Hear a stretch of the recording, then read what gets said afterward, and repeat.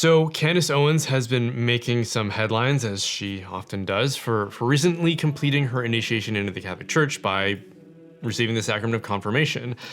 And naturally, everyone had their hottest take to share on the occasion, drawing both celebration and resentment.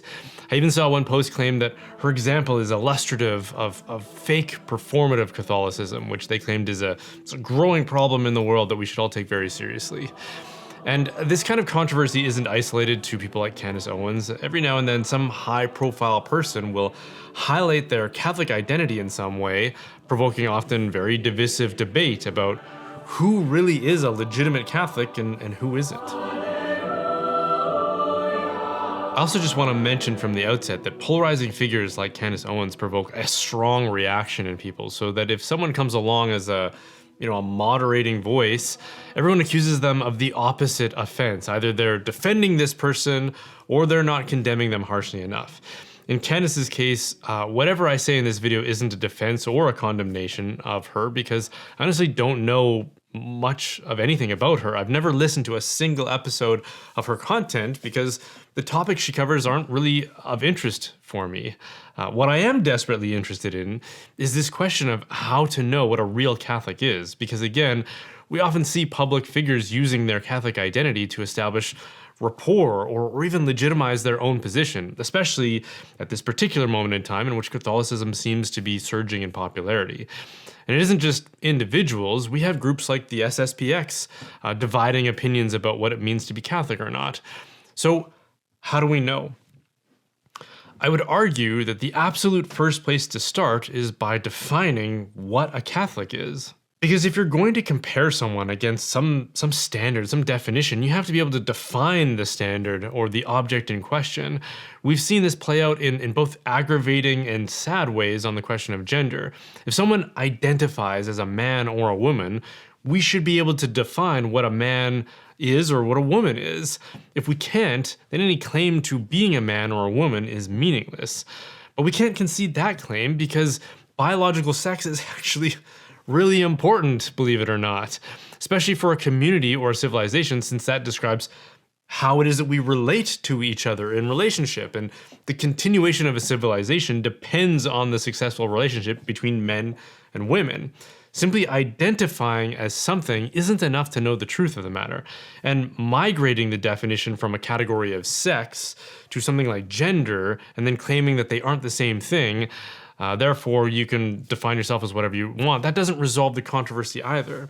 Like every now and then, some video will go viral in which usually a guy, has been caught for impersonating a police officer. They'll dress the part, they'll go out and buy all kinds of law enforcement looking gear, and then head out into traffic and try to exercise their self-identified authority, usually in like hyperbolic proportions. And if you said to them, hey, you're not a police officer because you don't have the credentials and you haven't been appointed to that profession, imagine if they said, hey, whoa, you're confusing profession and vocation. They're not the same thing. Being a police officer is my vocation, and that's a matter of identity. I don't think a lot of seriously minded people would be convinced by that. Because what we're talking about here, whether it's biological sex, roles of authority, or membership within a church, these are all objects for which we have shared understanding. No individual can lay claim to any of these concepts and then redefine them to fit their own self-perception, and then also expect everyone else to rearrange their own understanding, the shared understanding of that concept to suit this new revised definition. Otherwise, it's not a shared understanding anymore. It's just one person imposing their invented definition on everyone else. And in the case of Catholicism, what it means to be a Catholic is well defined in the same way that all things are defined, by their external appearances and by a kind of internal reality, like the soul of a thing, or in more classical language, if you like, you could say it's matter and its form, which I know are concepts that a few people take exception to, but it's well established in Catholic thought, like in our sacraments. So for a valid baptism, for example, there has to be valid matter and valid form. The matter is the water, and the form is the Trinitarian formula that the minister uses when performing the baptism, as in, I baptize you in the name of the Father, the Son, and the Holy Spirit. The matter and form are what makes it what it is. Without them, the thing doesn't exist. So as another example, take something like a chair. By all appearances, something could look like a chair. It could be made of solid matter in the shape of a real chair, but it might also just be made of cake. In which case, even though it identifies as a chair, it isn't actually a chair, has the right appearance, but isn't made of the right matter, like wood, upholstery, fabric, etc. And if someone can't actually sit on it, then it doesn't have the proper form either. Or how about something like a car? Imagine a car with all of the proper materials. All the actual car parts are assembled into the shape of a car. The body, the interior trimmings, all the engine parts are there in the engine bay, but none of it has actually been connected or arranged properly so that the car runs. So it gives the appearance of a car, it has the matter of a car, but it doesn't have the form of a car, because the form is the organizing principle that makes a thing what it is, including its functionality. In this case, we would only have a nicely arranged pile of car parts, but not an actual car. Or maybe you could say it's a model car made out of the correct matter, but because it doesn't run, it's not a real car. One more example would be a human person. We all know when a person dies, what remains isn't that person, because we grieve that loss. What remains is a corpse, or just the remains of a human. There's something fundamentally different between a person who is alive and the remains of a person who was alive. In the latter case, you have all the matter, but the form has been separated from that matter. Even though there is a kind of organizing principle in that matter, it's arranged in the appearance of a human being. Without the form or the soul of the person, it isn't actually a human being anymore, which might explain why corpses make us so uncomfortable, why they produce such strong, uncanny feelings in us. It's because they look like the thing, all the parts of the thing are there, and yet what makes the thing what it is for some uncontrollable reason missing.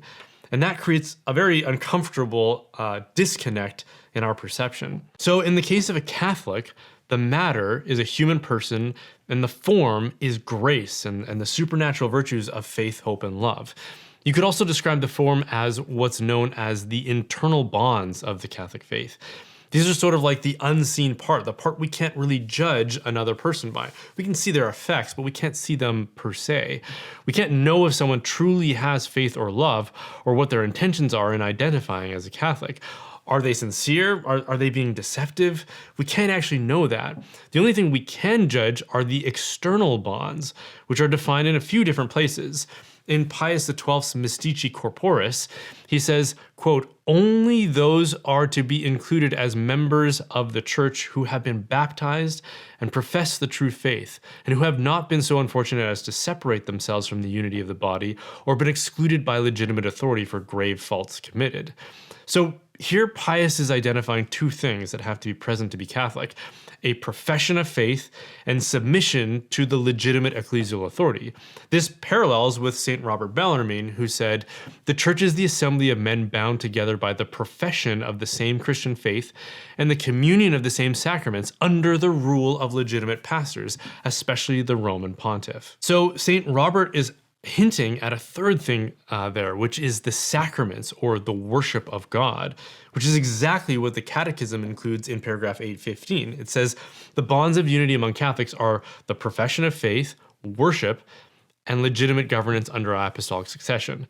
So just to quickly summarize, a Catholic is a human person who has grace and supernatural virtues, and who exhibits their association with the Church through the external bonds of faith, worship, and governance. That's how you know. So if someone comes along and says that Candace Owens is a fake Catholic, my response is, well, I don't know much about Candace Owens, so how do you know? Does she profess a different faith? Does she worship in an invalid way? Does she refuse to submit to legitimate authority? And these aren't rhetorical questions. Again, I don't actually know the answer to any of those in her case. But if you or anyone claims to know that she isn't a legitimate Catholic, you'd have to know that she somehow violates one of those external bonds of the Catholic Church.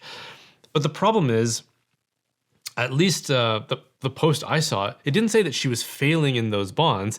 It said she was, quote, a fake Catholic, that this was performative Catholicism, which means that though she may satisfy the external bonds, her internal bonds of grace and faith are suspect. Because being a fake Catholic or a performative one means you're portraying yourself as Catholic, but you're not you're not actually, you're just lying. Your internal bonds or the form of your Catholicity are defective. But that's precisely something nobody can judge from the outside. So it's actually impossible to know if someone's a fake Catholic. So you can know if someone is a bad Catholic or has excluded themselves by violating the external bonds of faith, worship, and governance, but you can't know anything about their intention to deceive the rest of us by portraying those external bonds and portraying themselves as a Catholic. And when I pointed this out in a recent conversation, someone said, "Are you saying you can't tell if Joe Biden is a fake Catholic or not?" And I said, "No, I can't tell that.